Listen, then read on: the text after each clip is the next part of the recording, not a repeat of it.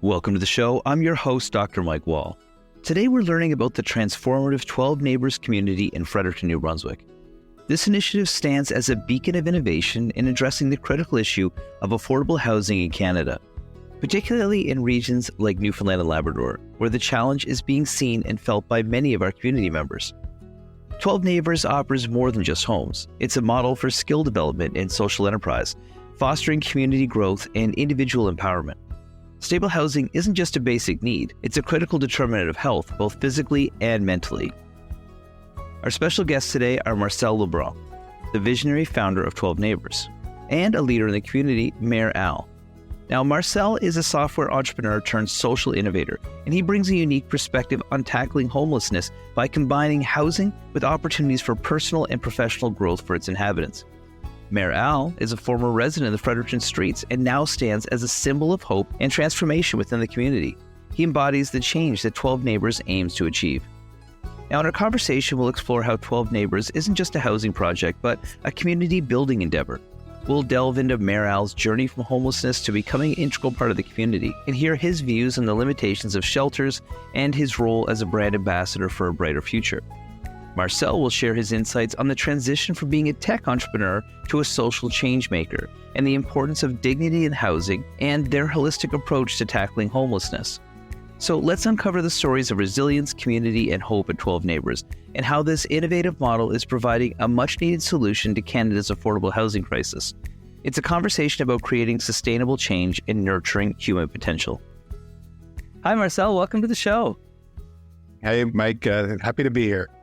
Well, it's great that you're here today. We're talking about an important topic, and you have had a pretty inspiring project in Fredericton, New Brunswick. Why don't you tell us a little bit about your background and the project you're working on? Yeah, well, my background is actually a software entrepreneur. So I'm a software engineer. I've worked in the startup world for the most part, starting companies, building software companies. So this is a bit of a shift for me. In 2015, I rewired, I guess, instead of retired, and started to look at what could I do to make a difference in my city. I had some recent positive experiences as an entrepreneur, and I was just like, what could I do? And I started to get involved in a whole bunch of things to learn. And one day it was interesting. Someone asked a question of an individual who'd been working in homelessness for about 30 years and asked him, what advice do you have for someone entering into this space? And he said, well, I'm really proud of the work we've done the last 30 years, but the thing that breaks my heart is we haven't changed our city. Things are worse than they were. So my advice is maybe don't just do all the things we've been doing, but maybe you have to think about this a little differently. And that really got me going. And all that led to a lot of research, 3-4 years research, and then ultimately to the creation of the 12 Neighbours community in Fredericton. And it's such an important community and an incredible model that other communities could copy or at least modify to address that housing crisis and homelessness we see going straight across the country. Can you tell me a little bit about the program and when was it first established? So our very first resident moved in Christmas Eve almost 2 years ago. So it'll be their 2-year anniversary this Christmas Eve.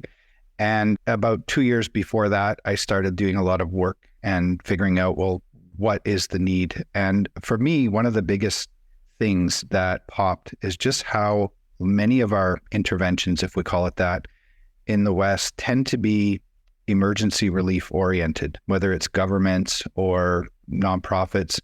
We jump in to help with the urgent need, but we're not as good at development, at actually helping people to build capacity, build independence.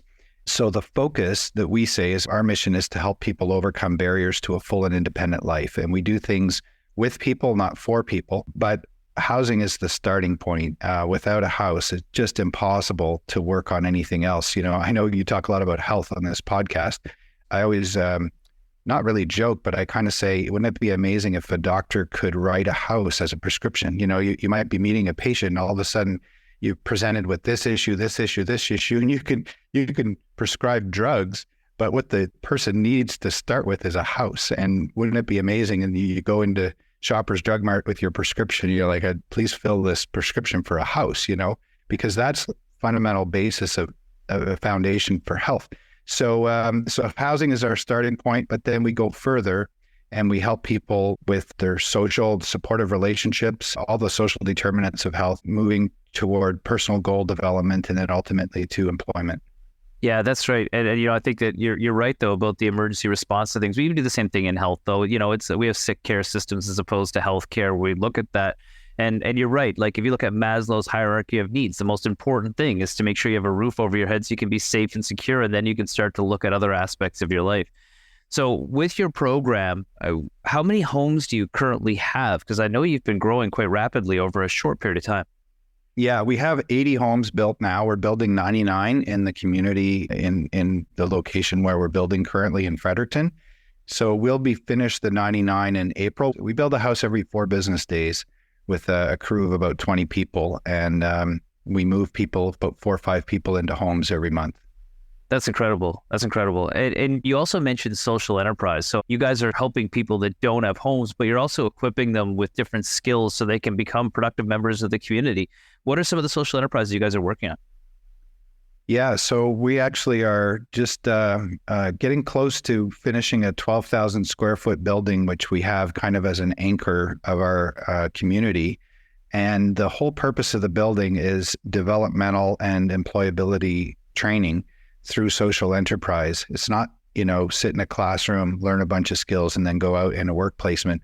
It's recognizing that people have, in some cases, fairly significant barriers to employment that takes a really progressive, patient approach. And so in the building, we're going to have a cafe called Neighborly Coffee that's open to the public, a retail store. We have a branded apparel business that we started doing screen printing and design. And then a kitchen for Neighborly Catering, Neighborly Kitchen, a teaching kitchen, and then a construction space where we hope to continue to build homes, to continue to address affordable housing. As you know, federal government's been pushing a lot of municipalities to open up housing density and to allow more garden suites and accessory dwelling units and things like that. So we hope to continue building homes to provide more affordable stock, but throughout the city. Yeah. I guess the question that comes back is that this is a huge venture that you've taken on. This obviously has to consume a ton of your time. You were a successful entrepreneur in tech. What motivated you to completely switch gears? I'm sure you had endless opportunities you could have gone into the business world and continued on, but you said it was to make a difference, but housing in particular, why did you choose that? Well, I went to about 30 different places mostly in North America, a couple in Africa, and asking the question, who's doing the best work at changing things, not just meeting needs, the flywheel of needs that grows. And the emergency relief is not in and of itself bad when it's called for. What happens is when we misapply relief to a chronic situation, we actually normalize the chronic situation and we extend it and we just kind of grow this flywheel of needs. So I got really intrigued by this and started traveling and learning from various organizations. And it's really a complex problem, but it's like anything else. When you look at something, when you first get into something, it might look simple. Then you realize, oh, there's way more to this than I thought. But then you look at it long enough, it starts to simplify again, where you start realizing there's a few fundamental things that really matter. And one of the things that hit me was I visited a beautiful place called Homeboy Industries in Los Angeles, California, the largest gang rehab reentry program in the world. 300 to 400 ex-gang members working in one of 9 social enterprises in LA. And the founder there talked about the whole point of this place, he said, is so that these men and women know their value. And what hit me was just how what I would call a poverty of circumstance, leads to a poverty of identity, and it gets really embedded. This is who I am, and an identity narrative that's less than. And the work they do there is just to help people, and it takes years to start to realize, no, actually, I do have some value, I do have some capabilities, and to tap into people's skills is really important. So for us, housing was clearly the starting point because the evidence is so clear that you when you're in survival mode without housing, there's nothing else that you can work on. But we do that wrong. Sometimes even in our emergency shelters, we come along and we say, oh, let's add these services in our emergency shelters, GED, The problem with trying to do your GED when you live in the emergency shelter is that's not the place you should be doing it. What you should be doing when you live in an emergency shelter is finding housing. Then you can work on a GED.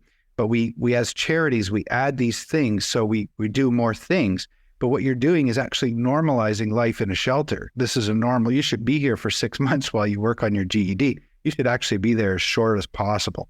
So, it just became this whole world for me that got exciting. And I thought, it'd be nice to see if we can build something that'll really help people really get their feet under them. I mean, I don't think people realize how little of a choice it is for individuals. They get born into circumstances and those tend to self-perpetuate over generations, and there's generational trauma that occurs. We recently did a project in New Zealand where we saw the same thing with young gang members. And a lot of them are just forced into it. It's the only form of society they can participate in. And when you were looking around, you've obviously done your homework on auditing all the different projects out there. What one did you decide to be the benchmark and base your project off of, or did you create it from best practices of all of them? It's kind of a hybrid because, I mentioned Homeboy Industries. They're primarily a social enterprise working on employment skills. They don't do housing. Interestingly, I think they're going to be moving toward housing because they recognize that when the former gang members go back to their home turf, there's a struggle there with trying to pursue a new direction. But it was kind of a hybrid of various places. I remember there's a gentleman in San Francisco. His name is Del Seymour. They call him the mayor of the Tenderloin District. The Tenderloin's one of the highest homeless populations in North America, in the U.S. anyway. And I was an executive at Salesforce.com, who has the biggest building in San Francisco, And I remember while I was there, every once in a while at lunchtime, I'd go buy some food and, walk around and give people food and thinking, okay, yeah, here I am working for Salesforce, like I should do something, And I remember meeting Del, and he gave me a tour of the Tenderloin, and he said, stop bringing food around here. We got enough food. And I'm like, what are you talking about? He says, there's like 200 plus charities that bring food here. He goes, some of them will drive by in a van and throw food on the sidewalk. He said, that doesn't help. He said, what we don't have is hope and dignity. And so if you want to make a difference here, you got to think about how do you give someone an opportunity to change their situation? Because this man right here, he's going to die in this homeless shelter. He's getting $700 a month on social assistance. He might make $702 a month when he's dead, but that's it. He has no hope that anything will change. And you give him a sandwich, you're just saying, obviously I can tell by looking at you that you don't have what it takes to get your own sandwich, and the solution has to come from without. What people need is a friend that can come along and believe in them and actually encourage them to move ahead in their lives. And I was blown away and spent enough time with him to realize I don't think I can actually help in San Francisco by dropping in. I'm there for 3-4 days. What I need to do is invest in him and his work and what he's doing. And he runs an organization called Code Tenderloin, which again is trying to help people in the Tenderloin get skills to work in tech, actually, because that's where the jobs are in the city. So it was a lot of places. It's the culture that they have there. It's the way they invest in people and how they focus on identity. And those are the things that hit me. That is the center of the work. Yeah. That's interesting. So a question on that before we move off to how you're able to make it work. Do you find that when individuals are given that opportunity to be able to make a difference, to be able to grow themselves, they take it? Well, that's an amazing question. And in fact, the founder of Homeboy, he's a Jesuit priest, Father Greg Boyle. And he said to me when I was a young priest in my 20s, he goes, I thought, okay, I got to figure out the key to being able to go to the street and figure out how to get someone out of gang life, and like I was the rescuer. And then I realized there's no answer to the question. And his statement is, it takes what it takes. And he's like, I used to think, well, if these certain conditions, materialize, they'll say, okay, I'm ready. I want out. He goes, I've done this long enough to realize there's no formula. It just takes what it takes. So you're not the rescuer. You're not the problem solver. All you can do is create opportunity, and people have to make the choices. Now, you have to put them in a position where choices are available, because as you said, people, generational trauma. I remember meeting a gang member, ex-gang member who, he joined the gang when he was 9 to get away from his other gang, his father's gang, because his father was doing break-and-enters with him as a kid, putting him through the window at 5 years old to come unlock the front door to support his father's heroin addiction. And he left and joined the gang at 9. And, he's 40 years old, been in prison most of his life. And I asked him a question and said, what made you decide to want to change? And he said, I always wanted to change. Just never thought I could. I don't have a choice. I only know how to do one thing, sell drugs. That's the only thing I know. And so then Homeboy came along and gave me an off-ramp. I took it.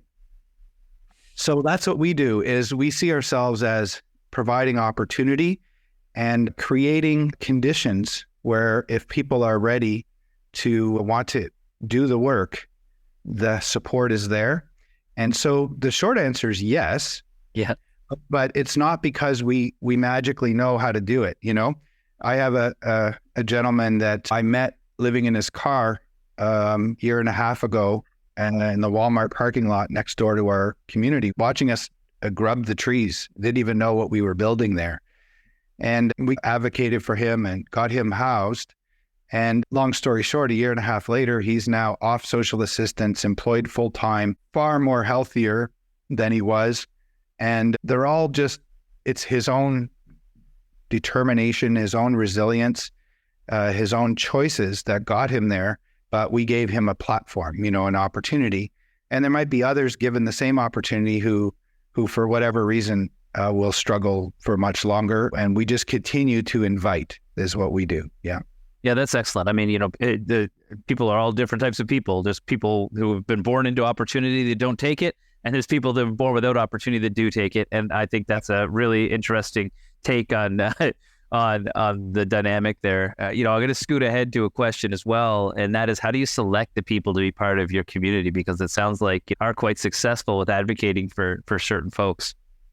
Well, many cities in the country have adopted coordinated access systems. So the idea there is that various organizations in the city collaborate to have a no wrong door approach, where if individuals present at a shelter or health clinic, et cetera, they can go on what we call a by names list, the list of individuals experiencing chronic homelessness. So when we have a house available, we say, we have 4 houses, 5 houses, December 1st.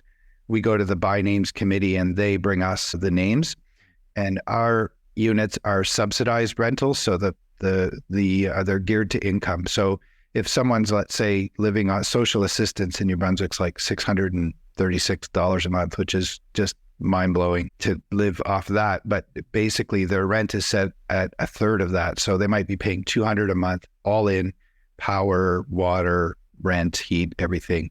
And it would change if they got employed, that kind of thing.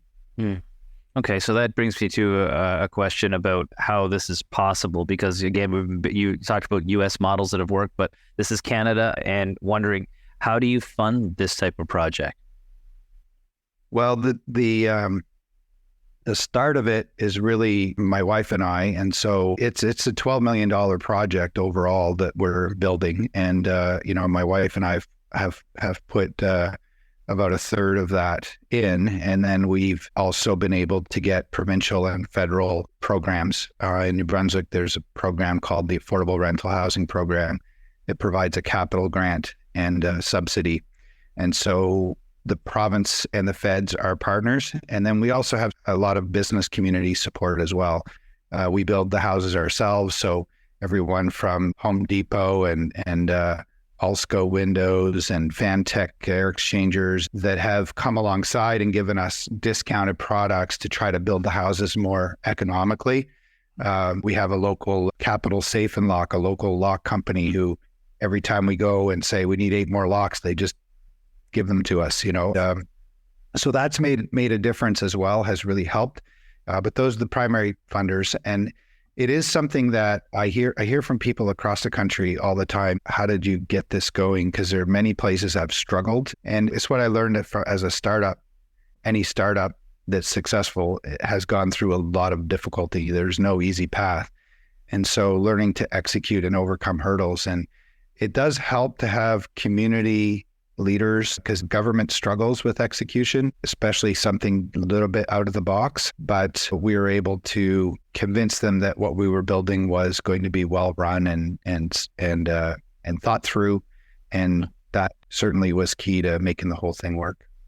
That's right. And one of the things we haven't really clarified yet is, can you describe what these houses are like? Are they big houses? Are they small houses? How do they work?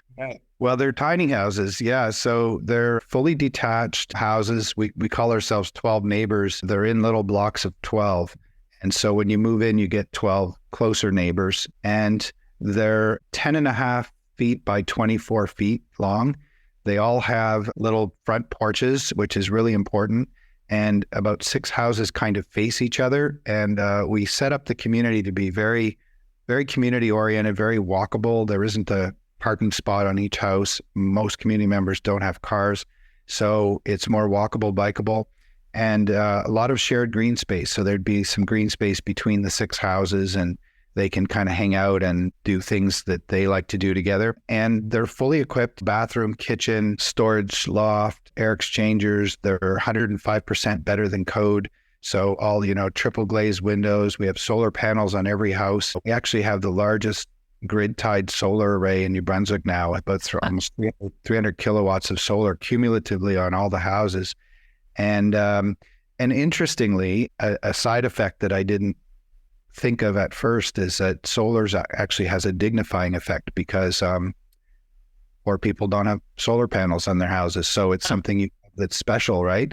And I would say that communities, in my view, is optimized for dignity. You'd say, well, why wouldn't you? Could I have built it cheaper with a multi-dwelling unit? The answer is yes. It's cheaper to operate and to build. But I wanted people to have a high sense of ownership, and you have a much higher sense of ownership when it's your own door, your own porch, your own grass around it, as opposed to a shared door, shared wall. Plus, we can house individuals who might struggle otherwise with, someone on the other side of the wall making noise, or, things like that. So it's about higher chance of achieving and maintaining housing stability, higher chance of sense of dignity. That's kind of all that went into the choices. Yeah, it sounds like an absolutely fabulous program, and I can't wait to come see it next time I'm in Fredericton. We're winding down here now, but is there anything you want to leave our listening audience with? I think the interesting thing is, when we look around, every one of us has walked down the sidewalk, and there's somebody with a cup in front of them. Should I put money in? Should I not? What can I do to help? That kind of thing. And the challenge is, when you're walking down the sidewalk, you don't know anything about that person. You don't know anything about their history. And you feel this like, I don't have an issue anymore. Or if I walk by somebody, I realize I can't help that person unless I have a context. I need a context to be able to listen, understand, learn. And so I guess my thought is to anybody who's out there and saying, what can I do to help, is get involved, with an organization that is in a natural relational context with people that need help. So you have a legitimate reason to hang out with them, get to know them, listen, learn, and then the solutions get kind of obvious. But I like to encourage everyone to think about, let's be smart and not just give someone a sandwich, but how do we actually believe in someone and help them to believe in themselves and unlock their capabilities.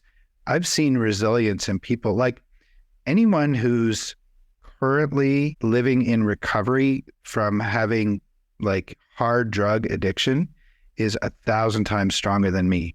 I've seen people that are fighting the fight every day, and their resilience blows my mind. They're so strong and so capable, but they may not look that way. So people have a lot of strength if they're given the opportunity. So anyway, those are my thoughts. That's fantastic. Well, thank you so much for joining me today and sharing your story. It's truly inspirational, and it's fantastic to see somebody like yourself giving back in such a meaningful way to the community. Awesome. Thank you. We're exploring the innovative 12 Neighbours program in Fredericton, New Brunswick, and discovering how its unique initiative is combating homelessness and offering new opportunities to those facing challenges in our communities. Stay with us and learn about this model that's inspiring change right here on the East Coast. We'll be right back after the break. Welcome back. We're exploring the innovative 12 Neighbours program in Fredericton, New Brunswick. We're discovering how this unique initiative is combating homelessness and offering new opportunities to those facing challenges in our community. Let's get back to the interview and learn how this model is inspiring change right here on the East Coast. Hi, Marcel. Welcome to the show. Thank you for having me. I'm really glad we could chat about this. This is an exciting program. Maybe you could tell me a little bit about yourself before we begin. My girlfriend and I were homeless for 5 years here in Fredericton. And obviously it was a rough 5 years. So in the end, what happened was, after all that stuff, there's a fellow that's an employee here, Steve Patterson, and we had kept in touch the whole time I was homeless. He got working in here and he remembered me from all our calls, called me up and said that he had a place in 12 Neighbours for me. And I was the third one in. Wow. And how long have you lived in the community for now? So now in February, it'll be 2 years. Wow. And that was right near the beginning of the whole project. Yeah. So I was third one in and I got to watch all these houses come in and the social enterprise being built. Yeah. And that's almost built. There's still some more houses to come in, but to watch them all come in, it was just, when I was here, it was just snow and nothing else around, just 3 houses. And it's come a long way. That's excellent. And I hear you've had a big part of this. One of the names they call you is Mayor Al. You've obviously been an integral part of the community growing. Tell me a bit about why you've sort of got that title from everybody. So the reason that came, I was working at the warehouse with Marcel. We were building tables with a couple of guys that live in this community. And I would come back here and people would ask me what color the next house is. And I would tell them. And this went on for a little bit. And then somebody had said, you should be mayor. And then they started calling me Mayor Al. And that's kind of where that went. That's awesome. You were in the know. You had all the insider information, which is great. Yeah, that helped a lot. Not everybody calls me Mayor Al. I mean, there are some new people here. And a lot of people that come here from homelessness don't always have cell phones or are on social media. But I mean, I think the majority know that I'm Mayor Al. I haven't been elected as mayor. I just took it upon myself. That's excellent. Well, that's excellent. And obviously coming from a background where you were homeless to now being part of a community that's doing incredible things for the whole city. How has this impacted you personally? So my whole life changed since I've been here. Right from day one, I think I met Marcel right away. He wanted to start something with building picnic tables. I kind of jumped in right away here. I didn't stay in my house and I wanted to be a part of something, which was great. And we did the tables and they were beautiful. And then things just progressed from there. So right now I'm a brand ambassador. I do have 12 Neighbours shirts that I wear and I love it here. The community's great. Marcel's great. He's introduced me to numerous people and I've met hundreds of people here and it's all been really good. And I love it. And I love meeting the people and doing interviews on the news or whatever it may be. I like to do it. Yeah. Well, you're good at it, actually. It's really hard to be interviewed. So you're very good on recording, I'll tell you. So the thing, I guess, that I need your perspective on, I think is important, is that shelters are quite often used to try and help remedy the homeless problem. How is something like 12 Neighbours different than a shelter? What does it offer to the people that participate in it? So shelters to me, I'm not a big fan, of course. I am for if somebody needs a place immediately and they need that help. But I don't think living in a shelter is a good thing. In here, you're going to get a home, and it's yours. So you can fix it up the way you want. We do have porches, which is great. We can sit out. You just get that, when you come here, you get that sense of a home. It's not an apartment, and you feel like it's a home. And when I walk in here, it's a home. And when I walk out and go away and I come back, I unlock my door to my home. And I want everybody to have that. Of course, I want that for everybody in Canada. But I'm glad I'm a part of it, and I'll always be a part of 12 Neighbours. I don't think that's something that's ever going to go away from me. Things do change a lot here fast, and it's all for the good. There's no bad ideas when it comes from Marcel. It's always good, and I like to listen to him, and he's been a big inspiration in my life, and I kind of go by what Marcel's doing and what he's saying, and if I have something, I might have a small bit of input, and I do let him know how I think about some of the things that could change here. Yeah, maybe for the better, but I'm not trying to change people, and I'm definitely not trying to change anything Marcel's going to do, because he's a pretty smart guy. Well, it also sounds like you're quite the inspiration as well. And I think that coming from you, I have a question I think is really, really important. And that is, what do you think people that aren't homeless should know about individuals that are struggling with homelessness? Like, what's a perception that you wish didn't exist, or something you want to clarify? So something for me, I think a lot of homeless people don't understand, because they don't have phones and they're not on social media, is that there's a lot of people out here advocating for them. Like, I actually do it. Marcel does it. I know a bunch of people in New Brunswick, all over New Brunswick, that really want these homes. And I know it's not an easy thing. It's not been easy for this community. We learn as we grow. And I wish I could get out there and tell all the homeless people, we're here and we're trying to help you. And if you're going to do anything at all, do something positive out there, and it can be small.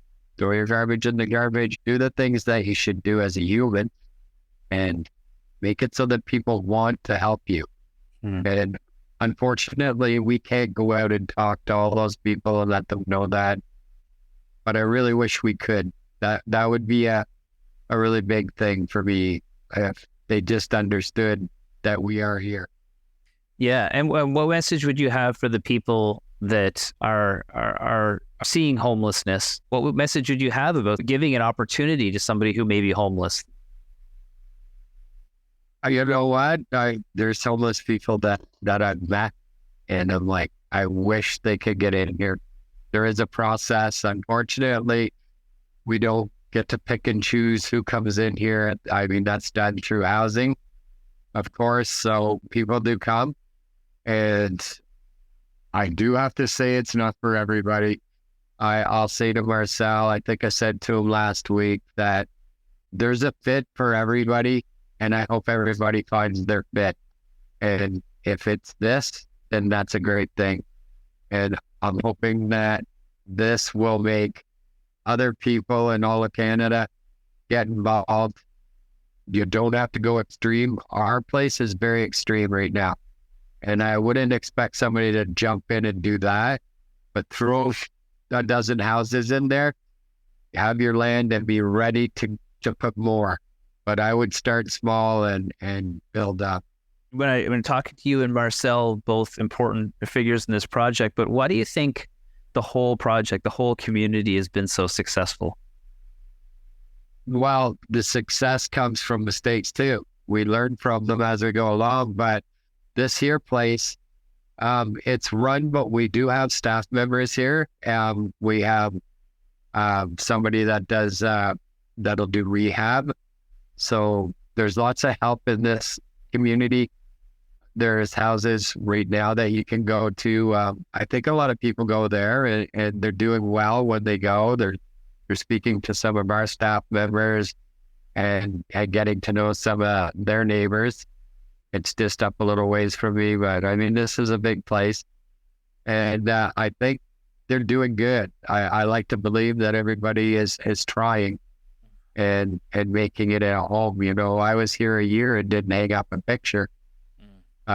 When I went homeless, it was, you know, a company, and they had decided not to subsidize anymore, and they put 70 some people out on the street at the exact same time. So that brought more homelessness, I'm sure. It brought it to me. So I remember moving out and seeing a lady and her young daughter moving out, and it really broke my heart because I'm thinking, where are they going? You know, and I don't know whatever happened to them, of course, but I did feel for them as much as myself. I'm leaving, but I felt bad for them. I think a little more than myself. I don't have children. And, you know, you can't get in here with a child. That it doesn't work that way here. But I hope that whoever got evicted from that time is all doing well. But I have spoke to a lot of homeless people. Yeah. Well, let's talk quickly about the social enterprise you have going on right now. I know that you guys are starting to do a new coffee shop. You've got branded material. How does it feel to gain that skill set? Or what have you seen with the people that you're living with when it comes to them gaining those skills and contributing? So in our social enterprise, we have the upstairs is filled with offices, and there's going to be all kinds of help up there. So when you go upstairs in the enterprise center, that's going to be your help place. The cafe, that's just going to be an Al thing. But I've watched the enterprise center grow right from the ground. I was there for the first pour of the cement. It's right out my window. So I see everything that's happening on a daily basis. And to watch that grow is amazing. And it's when the cafe opens, it's going to be beautiful. But right now, that place is beautiful. We got a great big warehouse to build houses. We have a lot of offices upstairs. And the downstairs, of course, is the cafe. And when it opens up, it's going to be an amazing place. And I think that it's going to help a lot of people. And I think Marcel's going to bring some people from the outside. We really want to concentrate on youths getting transitioned from the homes they're in and trying to get them established. We don't want to just forget about our youth either. They're very important, and I hope that no matter who comes here and how this goes, it's going to go great. And I do look at it like a lot of people are watching us and to see if this place succeeds.